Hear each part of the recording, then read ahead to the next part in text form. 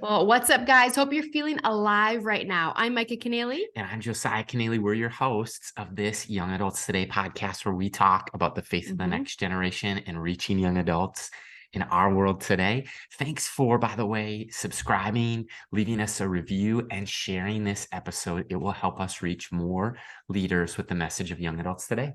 Yeah. And today, Josiah, we have some amazing friends that we've met within the last less than a year, I think, right? Mhm. Maybe a year coming up right here. Yeah. And these are the Burtons, Ben and Kate Burton. We absolutely love them and what God's doing. So welcome to the show, you guys. Hey guys, how's it going? So excited to be here. I guess I should say hey y'all because we're from Southeast Missouri. I love that. I was waiting for it. That's what I was hoping you'd Yeah. say, because when I've done an review, I'm like, hey y'all, how you doing? Hey Right? y'all. Yeah. And I have a great Southern name. If you Micah Ray, you could get a drawl in there. Micah Ray. There it is. You can live here, you know. Yeah.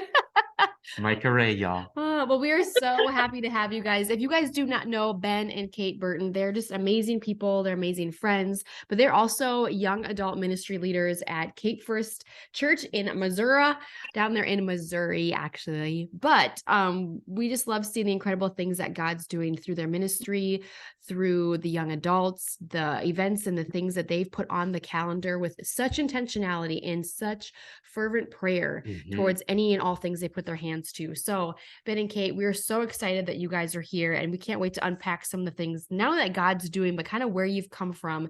So let's kick it off with the very first question of maybe a little bit of your journey in life, maybe how you guys met, ministry, and leading together. Yeah, man, that's a loaded question. First of all, man, thank you guys for having us. Super excited to be here. Man, yeah, what a year it's been. Thankful to do life with you guys. But man, our story is interesting. Maybe took the long road to get where we are. But ministry is kind of all we've known together. Yeah. We met in youth group at the church we're at now, Cape First Church, and really that was the start of our journey. We started dating in the middle of a True Love Waits series. If you know, you know. It was kind of just one of those things, you know. Here I was a teenager, and I was just like, man, I think this is the woman I want to marry. And so I kind of got to walk through that whole experience together, and ended up going into ministry here at the church. I started in graphic communications first. Kate kind of went straight into the workforce, but we joined an internship program here at our church of just really how to do ministry within the house, and then how to minister to people. We both came on staff around the same time, but in totally different capacities. So this is where it's different. So like we were in ministry together at the same time, but not really working together yet, right? So we were both employed by the same church, but in two totally different spheres of ministry at the time. And hours of the day. Yeah, and hours of the day. That's a great point. So like I came on part-time in the media department. Yeah. And she came on full-time for a mobile coffee truck. Yeah. So my first job here at the church almost 10 years ago was running a mobile coffee truck before they were popular, before they were a thing. So I would have to get to the church at 4 a.m. And then I would be done by like 10 a.m. So I'd go home and sleep, and you would just be getting his day started. So it was fun. And I would drive you in because you were afraid to like get everything going. Yeah, it was dark. So like dark. I would come in and just like start my day early. But yeah, so like that was kind of our first ministry, like experience. And then as we went, one of our things is just always like saying yes to God. We don't necessarily know where it's going to take us or how long it will take, but we've always just from a very young age decided we're going to say yes, and wherever it leads us, it leads us. And so, you know, in the middle of that, seasons changed, and then we ended up our first ministry experience together, leading together. We actually took over the internship program that we went through. So the same program we went through, we ended up taking the reins of, and so we were recruiting students to come to ministry school, doing the whole room checks because we had apartments that we were renting out to students that were coming here. So we did the whole room check thing. We planned chapels together, and we very quickly found out how different we are. I'm the fun one. In our callings, and then how we like accomplish things. serious, Ben? Yeah, I'm very much like the serious, the crier, like the rah-rah guy. I'll come in and be like, man, this is where we're going. And then Kate's like, and this is how we'll actually get there. But she's all laughs, all fun. And so like I remember we would struggle in that internship program because we would have chapels every week. And so we would have different members of the staff do it, and then we would do it. And then Kate would be like, hey, do you want to help me with my chapel? And I remember trying to like, well, that's not the way I would say it. Or like, you know what I mean? Or like, that might be a little too silly or a little too much, but figuring out like how differently we communicate things, right? And but making room for that too. And we're still not perfect at it, but figuring out like how to coexist, but also being your own person in ministry. And that's probably what was one of my biggest struggles, something I'm still growing in, is not trying to make my wife a carbon copy of who I am as a leader. That's good. That is good. You know, letting her grow into what the girls and the women need, right? And so like that it's still a struggle because our writing styles are different, our communicating styles are different, our personalities are different. And maybe you can speak into that too, of some of the struggles of that, of allowing her personality to shine in the middle of that. So maybe you want to speak to that some. Yeah. So we've officially been doing ministry for a long time, obviously together, but running Remix together for almost 3 years now. And so I'm like, okay, let's do this series. You know, he'll go one way and I'm like, okay, but let's bring out some of the fun props with it. And he's like, okay, whatever you think, you know. And so he's done good to help me continue to be my fun Kate, but also learning how to like tame it down, like it's not for everyone. So like the balance, like the balance, like, you know, trying to keep each other level in the middle of it, of like, and the things that I don't think will work end up being some of like the most memorable things. Like I'm like it was Jesus. It's his idea. He just downloaded it. I'm like, you know? Kate, they'll never go for that. Like there's no way. And then like everyone shows up and goes to like the nines with it, and they're like, that was the best thing ever. And it was all her, right? I never say I told you so though. Yeah, so but you know, she's definitely like the life of the party. She's like the glitter and the glam and the loud and the fun. But that's what like our generation needs more than anything. Like they need the community, they need the fun, they need the experiences. And if we just went like with my giftings and the way I did things, it would just be like somber 24/7, right? And like that's just not a reality of a vibrant ministry that's meeting multiple people at multiple levels, right?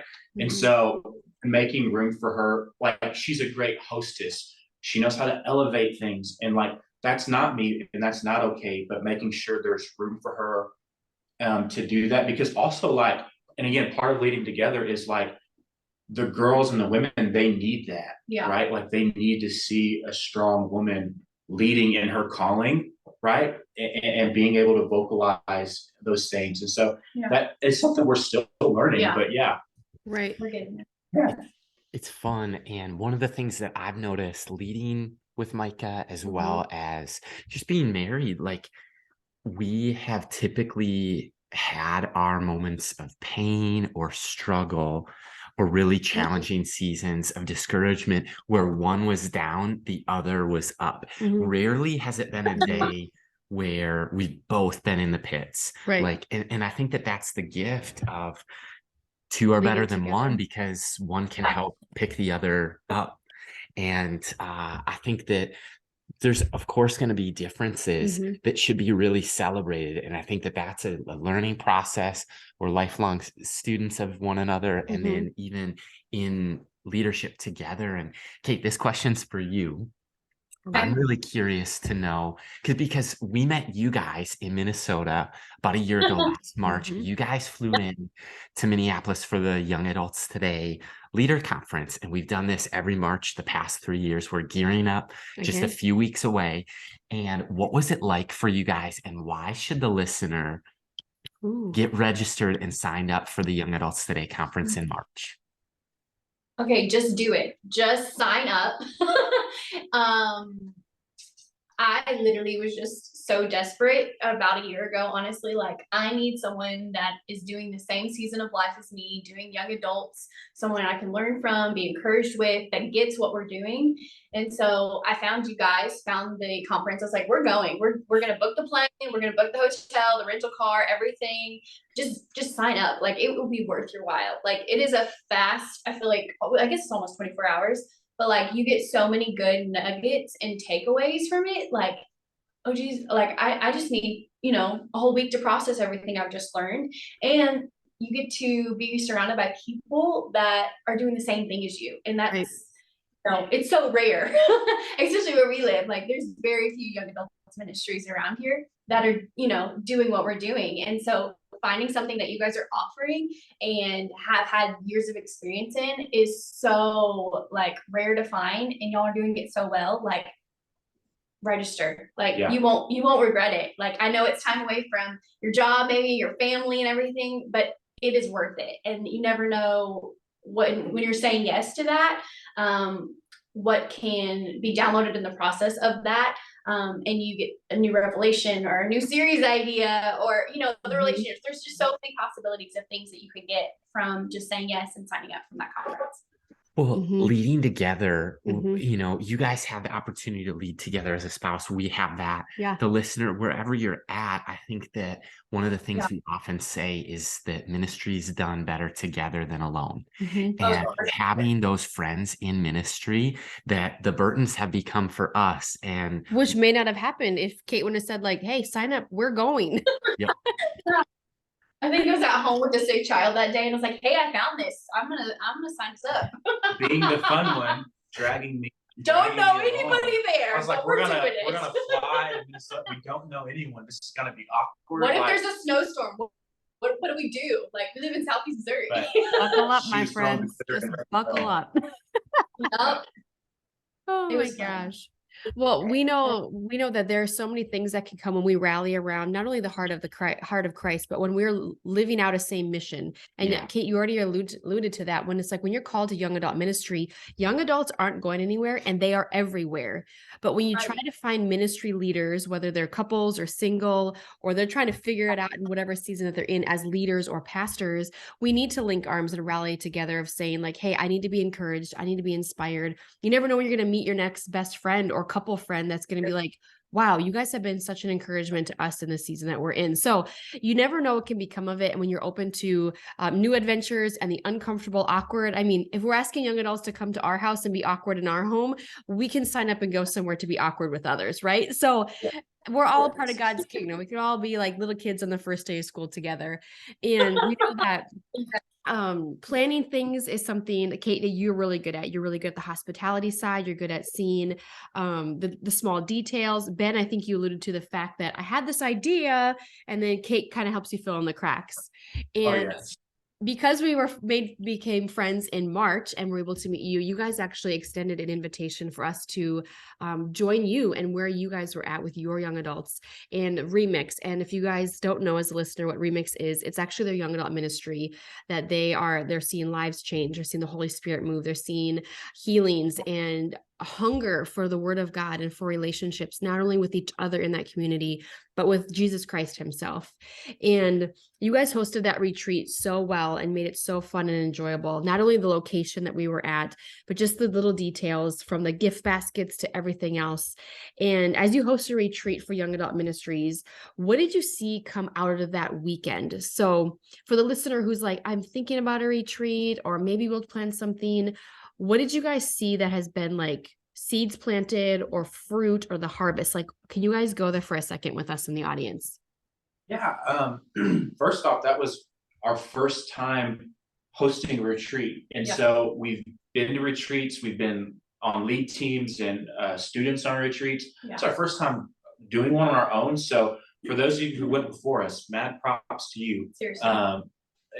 There's a lot that goes into it, but the fruit is so rewarding. It is so worth it. The sleepless nights planning, the uncomfortable beds while you're there, if that's your case, or the time away from friends and family, or if you got it, totally worth it. First of all, if you're considering doing a retreat or a getaway, do it. your young adults need that uninterrupted time, unplugged time, really, to be with their peers, pursuing the presence of God. So if you're thinking about it, do it. But yeah, the fruit and the reward, we've talked about it a lot over the last few months. The retreat was really birthed out of, we had always wanted to do one, but we had always agreed on, when it's time, it will like kind of present itself of when we should do it. And it was really birthed out of the students in our ministry, their desire to get unplugged, right? And so we saw this shift over a couple months of them wanting to spend a longer time, and we had a worship night. It's really what it was birthed out of. On New Year's Eve, we had a worship night. We had a worship night, and they were like, we've got to do this more and we want it to be longer. And so we were like, retreat, alerts of me, vision caster, retreat time. And then Kate's like, how do we make it happen? And so it was really birthed out of their desire to unplug and have that uninterrupted time with Jesus. And so a few things that came out of it. One was a solidifying of that shift in our ministry of, we've always had great community, right? Like if you just get a bunch of young adults together in the room, they're going to have a good time, right? And so the community was there, but what we were not missing, but what we were longing for was the deeper things of God, right? Like, so like pressing into the presence of God and those uninterrupted worship moments where you're not trying to squeeze everything into like an hour-long service order. And I don't know where everyone else is, but like the pastoral side of me, I'm like very like PCO, like bam, bam, bam, bam, bam, right? Like we got to do this, and then we're going to go into this, and we're going to spend this long here. And God has like wrecked that for like, us. Throw it out the window. Which is hard for me, but like having those, we end at 8. We have went probably close to 9 so many times since that retreat.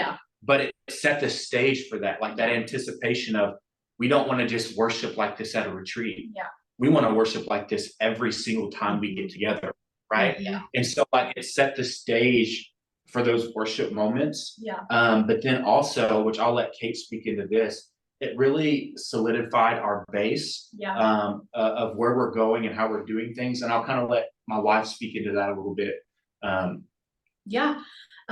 think it helped too, like we had a team that we put in place to help with dreaming up, what that weekend was going to look like alongside of us and helping Carrie execute it. And we were able, this past summer, we had interns that came in and we're able just to help continue to stir up their gifts and figure out, okay, what do you like? What do you don't like? Or, hey, you love part of ministry, like come alongside us, let's execute it. And so we were able to champion them and help them use their giftings to make this weekend awesome as well. And that was huge for us. Like there's one of the most rewarding things for me as a leader is seeing young adults, our remixers, finding what their calling is and being able to live that out and minister to our remixers and those that have never came in the doors. And like that was just a aha moment for me is seeing them doing what they do and doing it so well, and just champion them. It super encouraged them. Like again, so like I have like a lot of graphic backgrounds. I've majored in graphic communications. And from the get-go, we're just like, we let them design the promos. We let them design the merch, the videos, but the return on investment, like they're like, I can't wait to show my friends, what we're doing, right? And so that empowering moment, like Kate said, like we're giving you opportunities to use your giftings and your talents, and that's just like cultivated into like now people all over the board are like, we had a guy come to us literally at the end of the year, was like, hey, I think I can sing. I'd like to start helping lead worships. The dude opened his mouth and it was like an angelic choir. I'm like, what is happening right now? And like, but he's been helping lead ever since, right? And so like, it set the stage for them to start really like swinging for the fences with what God's given them, like talent wise. So that was really cool too. think Batterson says it best when he talks about a change of pace and a change of place leads to that change of perspective, and just getting away from the norm, breaking away from our jobs, right? When you're in high school or younger, even college, you have the rhythm of the school year where you get summer break, you get winter break. And then as you begin adulting, we all know that like we don't have those longer extended breaks. So there's camp for like a high school student or a junior high student. And those experiences are times to meet with God, to prioritize their faith, to kind of have that those altar moments that happen sometimes better at a camp or a convention, a conference or a retreat. And nature, away from anything. Unplugged. You don't have to go back home. You don't have to your phone might not have cell phone service, things like that. But our prayer going into that remix weekend, joining our faith with yours, was like, Lord, would you just help a year's worth of ministry happen in a single weekend? And I really believe that it did. And when you talk about culture, whether it's creating culture, whether it's changing culture, casting vision, I think just the opportunity to build community and the power of that shared experience leveraged with equipping the saints in your ministry to do the work of the ministry is just incredible. Yeah, I think it's huge. And I remember, Ben, when we were driving, we had a little bit of drive time with you and Kate. And I know that you had shared like, hey, I love graphic design. Like I went to school for this. It's my graphic communication. Like this is who I am. This is how I do it. Like for the person who may or may not have that background experience when it comes to the marketing side, the promotional side, and has a problem letting go of control when there are able, willing bodies of young adults themselves who are dying to be asked to make a logo or to design some merch or get ready for the merch drop or, you know, do the slides for the countdowns, whatever that is. How would you encourage the pastor or the young adult ministry leader if they're having a problem letting go of control and perfectionism and allowing themselves to put the ministry that we hold so close to all of our hearts, right? God's called me to do this. How do we empower those around us to utilize those gifts? How would you encourage that pastor today to let go, but still cast vision and still know that they still have a say in that process? Yeah, well, one, you are like dagger to the heart, because that has been like my journey the last few years of learning how to let go and learning how to empower people who have those skill sets, right, to accomplish that. And one of the biggest things that I would say is your level of perfection isn't what's most important. And here's what I mean by that. Like I told you earlier, we empowered our students to do our young adults, not students, our young adults to do those things. It's so much more impactful when it comes from a peer. Yeah, we're good. Like so much more impactful. Even if, say, I could have designed it better, or I would have preferred this color as opposed to that color, or I would have chose that font over that font. Like at the end of the day, like they want to see what their peers are doing more than what you do. Yeah. And so like the buy-in power, not only from the designer that you're empowering to design, but then it's going to double the reach because they're just shouting it from the rooftops.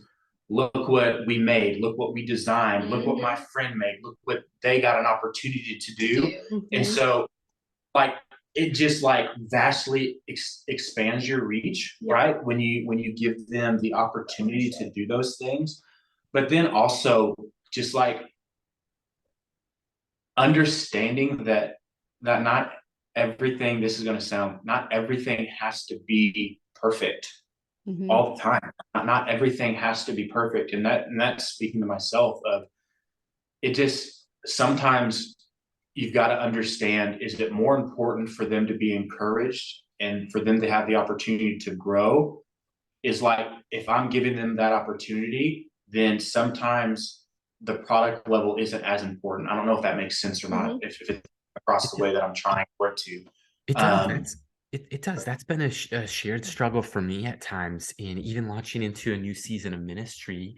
This is like, it feels like a baby sometimes. It feels like, oh, this is so close to my heart. And then, I'm not going to hand it over. Right. And then I listen to Fred Rochelle and he's like, look, you need to hand it off to somebody else. If they can do it 80% as well as you can, relinquish it, empower. And we talk about Ephesians 4:11 and 12 being kind of like that theme of what are we called to do? We're called to equip the saints. And it can be hard sometimes, especially when it's like, oh, with you, it's like, oh, you're great at graphic design. Can they do it as well as you can? Are they as passionate about it? And the answer is actually, it's better when they do it. Yes. It's a win. It's a win for them. It's a win for you. It's a win for the kingdom of God. But I mean, the other piece of this with equipping the saints, a piece of it too, is almost like a puzzle of seeing potential in people, of actually being somebody who believes in other people and calling out the greatness, pulling out the excellence that somebody might not even see in themselves yet. Because you get it, right? Where sometimes there's somebody who can sing and they know it and they tell you, but then there's some other people who can sing and they just need to learn how to use their voice and they need to be asked.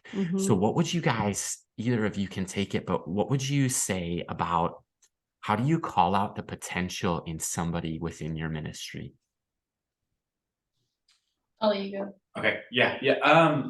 This is something that we've talked about a lot, and it's such a great question. Is we've been blessed to have like some incredible mentors in our life that have given us opportunities, but then opportunities to like fail within a safe setting, if that makes sense. Yep. So like when you're stirring up the potential in someone, you need to understand that they need time and they also need a safe place to fail. And so for us, one of the things that we're like, so right now we've shifted to straight peer-to-peer worship. So like we don't have someone coming in and we worship for us. It's all on the team. And so the first night of them leading worship by themselves, I remember I walked in, it was a little rough, and they're going to laugh because they know what I'm talking about. They'll be listening to this. And I walked in, I said, you guys will be fine. And I turned around and walked off. I walked out of the room. I removed myself from the room and I was dying on the inside, but I was like, they need the opportunity to learn to grow together and an opportunity to maybe fail. And that's okay, right? But guess what? They didn't fail. They rallied together, right? But again, if I would have stepped in and said, you need to it would have demoralized their opportunity of a leadership moment for themselves, right? And so not only opportunities, but like proper expectations on time, and then also giving them margins to fail. Oh yeah, for sure. Well, we're learning this with our older daughter, is that she'll ask us for yogurt. She'll ask us for a fork. And sometimes actually letting her go to the fridge, you know how to get the yogurts. You can get a fork for yourself. And like, then Silly too, but then how excited she is when she got it. She could do it. And it's really empowering and it's building independence rather than a unhealthy degree of helicopter parents or lawnmower parents or a pastor who only does the work of the ministry, because then we get into that priest laity model versus, hey, I'm going to equip, I'm going to empower. And there's some things that I'm good at, but you know what? It doesn't mean that I'm going to be a ball hawk. Right. So well, I think many people who are young adults, like they don't want to be micromanaged or macromanaged. Like they just want to know, like, hey, here's your parachute, jump, and we're going to see where you land. Like some people need that, and some people need the vision, some people need the direction, and some people need maybe you to hold their hand for a little bit, and then like, okay, I'm going to push you on the bike now, and you have the training wheels on. Okay, I'm going to let go. So it's like those baby steps some people need. So being mindful of like the different personalities with the people that are within our ministries, while calling out the potential and saying like, hey, if this falls on its face, we all fail together. We celebrate the wins, we celebrate the losses, we learn, we move on, and nobody's like, we're not going to lose our marbles over it, right? It's going to be okay. And I just love like what Josiah said about our daughter, because what's taught is caught in our ministry of how we treat each other as leaders, how we treat each other as married couples, how we talk to one another, how we lead and cast vision, the verbiage that we use, like what becomes the norms in our vocabulary is adopted by those around us. And with that story of Josiah, it's a funny little thing. We're sitting there, Aurora's on the couch. She goes, hey babe, will you get me a yogurt? So she's asking Josiah, like, hey babe, will you get me a yogurt? And then I'm like, okay, maybe, hey Rory, maybe you should walk me to the fridge and show me where the yogurt is. Like, can you help me? So I think sometimes instead of like taking the commands or being the commander, it's saying like, hey, I'm willing to go along with you and I'll show you. But then you're gonna learn how to do it on your own. And that's something great. from somebody grabbing a mic, learning how to run slides, that's putting together a retreat. And sometimes people don't understand the weight of leadership, let alone the weight of planning a retreat. And that's when we really, I've experienced this like 10 years ago when I put on this big conference and it was bigger than what we anticipated, and carrying the weight myself versus being like, okay, Holy Spirit, like I need your help. You've given me these gifts and talents, but I'm going to hand over the control that I want to be a type A and hold on to and empower others along the way. And God, you brought these people here for such a time as this. So just being mindful of our leadership structures and strategy and our willingness or maybe lack of willingness to let go or to hold on too tightly, to know that we're all going to fail. We all fall short of the glory of God. But you know what? It's going to be okay because we're serving the same God, and he is also a God of forgiveness and will lovingly correct us in our leadership. And I'm sure like maybe you guys have had those encounters where you're like, what were we thinking 5 years ago? What were we thinking 10 years ago? Like, oh, that was our message. Tweet that. It's like, okay, what were we thinking? But that was the trend, right? And I just think it's so comical to just to kind of unpack some of those things of like, wow, the young adults want to speak into the ministry God's asked us to lead. And God's placed these amazing sheep here, and he's put me in charge of being the shepherd. Like, Lord, if you ask me to like be the shepherd to this flock, I need to be so much more in tune with you, because that weight of leadership can crush you if you're not doing it in a way that God has instructed, or, you know, that immediate obedience factor really comes into play. And so we just want to encourage the listener, if you find yourself wanting to plan something, if you're looking for volunteers, start looking at who's in front of you. Don't wish those people there. Start praying for people to come. So I don't know if you have anything, Josiah. I was just thinking all my random thoughts jumbled into one. The last thought that I have is one of the takeaways I think of this conversation can be team building and empowering, believing. And there's a mentor of mine, Dr. Nate Roosh. He was a professor at North Central University. Now he's a pastor at Emmanuel Christian Center. And he shared in a mentoring session that he felt God show him that he could either become a king or a kingmaker. Ooh. And I wonder if we all have that decision of we could be the superstar or we could lead the league in assists. Wow. Yeah, that's good. And, you know, I think that if the goal is the kingdom of God advancing, it's not about my name. It's not even about our ministry's name. It's about the name of Jesus and Christ crucified, and people who are far from God becoming close. And we love to like kind of close the conversation where we put 5 minutes on the clock. But we're going to get a little closer to them now. Yeah. That's a good segue. Yes. That is a good segue. That is. You guys up for that? 5 and 5? Yeah, let's do it. Want me to go? Check it out. All right. Question number 1. Ooh, what is something that you're enjoying right now as a hobby, not ministry related? Something outside of the ministry realm. Both of you. What is a fun little hobby you got going? I recently, after like a 10-year hiatus, have picked a guitar back up. It's just a nice way for me to get away from everything. Just pick along and sing what I want to sing, and how good or how bad I sing. And so I've really enjoyed that. You know, getting back into the guitar has been a lot of fun for me. Well, I'm going to be real. This is one of my goals for 2023 is to figure out a hobby, because I'm a mom of 2 under 4 and my hobby right now is sleeping when I can. So like, I know you probably understand that, Micah, like it's reality right now. So that is one thing of figuring out this year of what is one hobby that Kate can do by herself and enjoy. Yes. That's my goal. So amen. While he's making a joyful noise unto the Lord, you better be sleeping. I'm asleep during the joyful noise. There you go. There you go. Not that joyful, I guess. I don't know. I'm just kidding. The reality is we all need those friends in the ministry. We need friends and we need hobbies.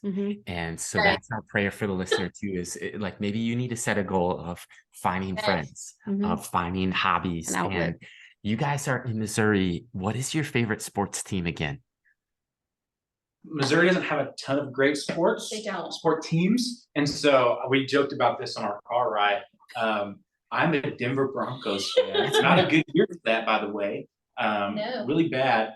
But local stations throughout the years, Yeah. Kansas City is big in this area. And so KC Yeah. plays Denver twice a year. Yeah. And growing up, I didn't want to root for the Chiefs or the Rams because they were in Missouri at the time. So I saw this Denver team play twice a year and I just latched onto them. And so I'm a big Denver Broncos fan. Yes.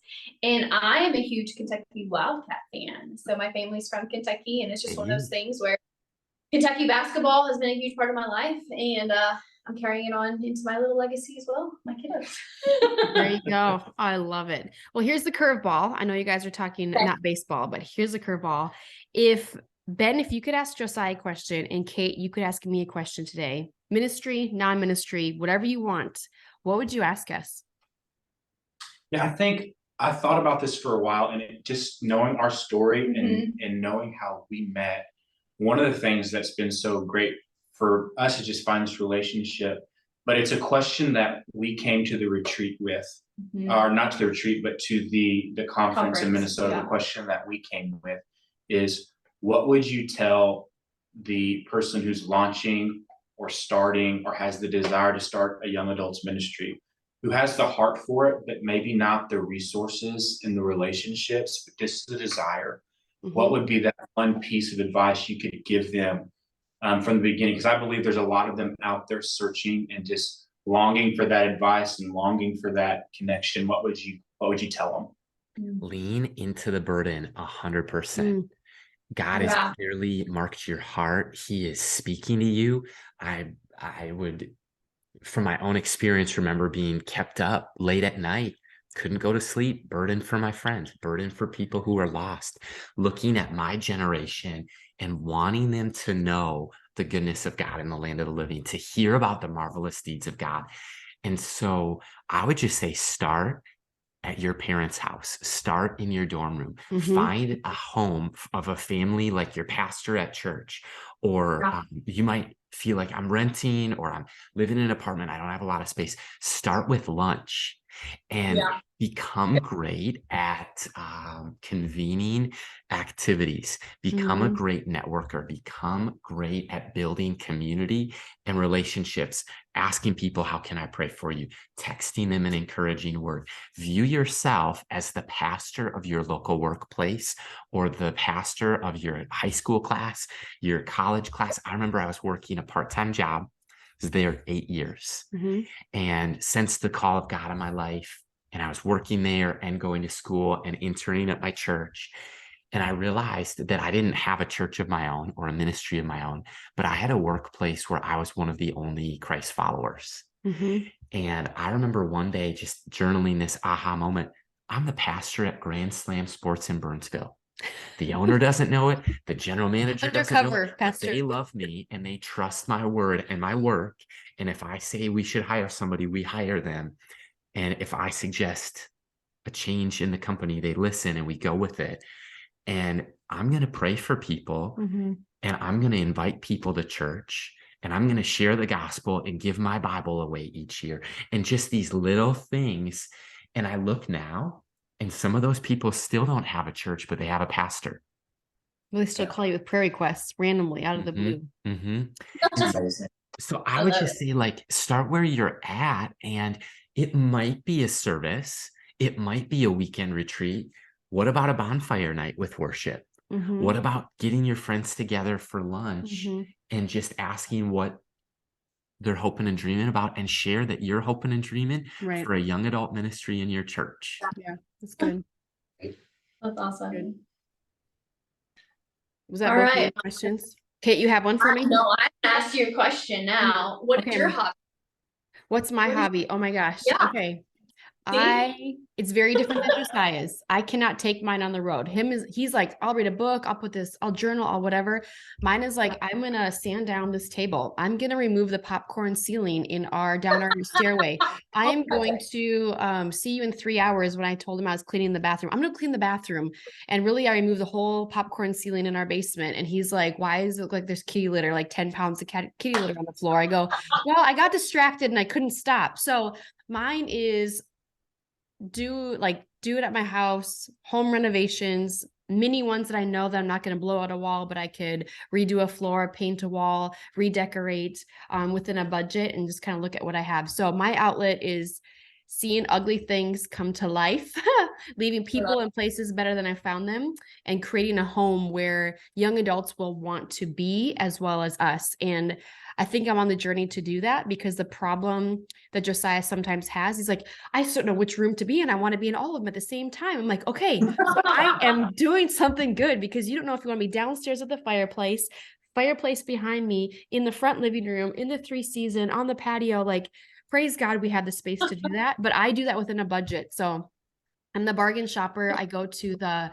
reject paints. If I go to Menards or Home Depot, you get a gallon of paint for like $4 or $5 because somebody messed up on the paint, versus $69.99, which is insane to me. And I'm like, that's the color actually I want. And if you don't like it, add a little white to lighten it up or whatever. So mine definitely is, I have to work with my hands, and I want to see something accomplished, because I think for me personally in ministry, we don't always see the progress in people's personal lives, and it's not immediate. Where if I'm going to strip down this table and I'm going to redo it, wow, that's immediate satisfaction and like gratification. Whereas ministry, it's like, I've been mentoring you for 3 years and I still feel like we're hitting the ceiling. Something's got to give. So it's a whole different ballgame for me. But if I could be on a HGTV show and have my own show, man alive. Or if God reassigned me outside of ministry, I'd be like, babe, we're going back to school for construction and renovation. And I love it. I'm just that person. I can't just sit and read a book. I'm like, oh, Lord, help me. I'm going crazy. That's just how I'm wired. And I can't apologize for how I'm wired. I need to channel my energy where it's going to be productive. Yes. I feel that. And it's not counted as cleaning up the house after my children and scrubbing the floor 6 times a day. I have to let that go. Go.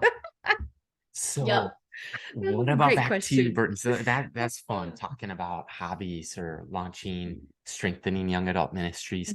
I would say this, like, if you guys were going to either go on a family trip, notice I didn't say vacation with family, but a family trip or a vacation as you guys, where would you want to go? We probably compromise because we have different ideas of what relaxation. And so I'll defer. I'll let you pick, because I know what you're going to pick. Go for it. No, you go. We would probably go somewhere with a lot of water. And I love mountains and she loves the beach. And so we kind of compromise on like the vacation destinations. Yes. But with the kiddos love the water. Wife loves the water. I love the water. Probably somewhere with the beach. Yes. For sure. I've always wanted to see Fiji. Heard that's great. I was going to answer Fiji for you, but I didn't want to steal a microphone. Fiji, we'll meet you there. When are you going to go? We will share a hut next to you, but we'll give you space. Buddies. Oh, look at the calendar. We'll look at the calendar. I wish we had the money to answer this, or like respond to this question where everybody wants to go and like have like tickets Resource the trip, like sent to your house. I wish we were there as a ministry or a nonprofit, but unfortunately we are not. You're listening and you want to bless the Burtons. Yes, send them to Fiji, or I'll have to sell more furniture. I have to start selling some furniture. But the last question, if you could each give the listener one word of advice or encouragement when it just comes to everyday ministry and life, what would you leave them with today? I'm sorry. For me, it would be, and it goes back to kind of our journey in ministry. Is enjoy each journey of your walk in ministry. Like each season, enjoy it. Like God doesn't waste anything. No. And He's far more gracious than you think. Like Josiah said, just lean in. Like enjoy the process. I've never looked back and regretted being obedient to the presence of God. Not once have I regretted being obedient. It hasn't always made sense, but as the days and the months and the years go by, not once have I regretted being exactly where He's asked me to be. And so, man, wherever it is, just say yes and enjoy each part of the journey. For sure. Well, that's good. For sure. I think just to piggyback on that a little bit is to don't be discouraged and just go with the journey. Like just take it for what it is, one day at a time. Don't let it discourage you, but also too, like, know there's going to be some growing pains in the process too. and that's okay. Like, that's part of the learning process. And then just have yourself, be surrounded by people that can encourage you and do life with you and lift you up when you need it the most. Yeah. For sure. It's incredibly encouraging. And man, I love the themes of our conversation today, from team building, launching a new young adult ministry, or strengthening an existing one, taking your leaders on a retreat or your young adults on a gathering like a weekend. Yeah. I even think of practically as a leader, if you feel discouraged or you're looking for friends in ministry, Hobbies, I would say get your way to Minneapolis, March 3rd and 4th, 2023. Start your year off strong. Come hang with us, and we'd love to host you at the Young Adults Today conference. But Burton's, back to you. Thanks so much for a great time today. Thank you for having us. We loved every second of it. Oh, so good. Until next time.